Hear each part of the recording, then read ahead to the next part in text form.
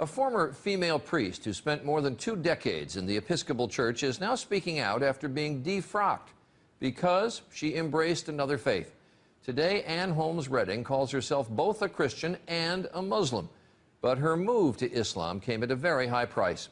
Dan Harris reports on this woman's test of faith.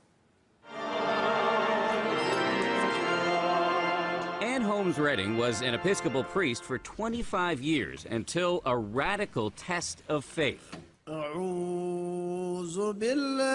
Several years ago, while she was mourning the death of her mother, she was trying out an Islamic meditation technique that she learned in an interfaith class.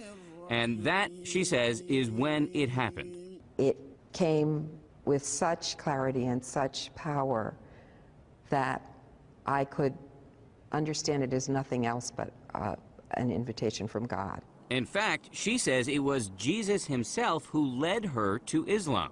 You think Jesus led you to become a Muslim? Yes.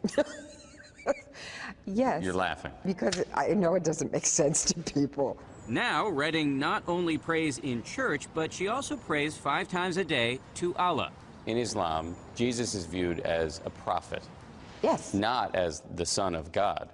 Yes, you're right. So yours is a radical rethink of the Christian scriptures, a rethink that a lot of people would call heretical. Yes, and do. Loudly.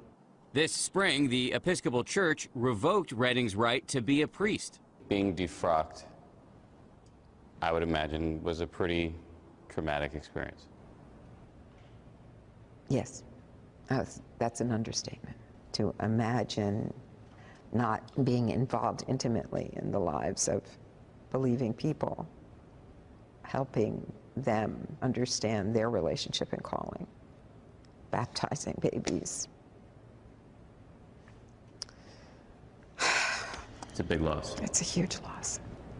Redding admits she still struggles to explain her transformation, even to herself. I am the one who's going to have to answer for this. I'm the one who's going to have to answer for what I've done with my life. And do you feel confident about that moment? It's in the best of hands. Dan Harris, ABC News, New York.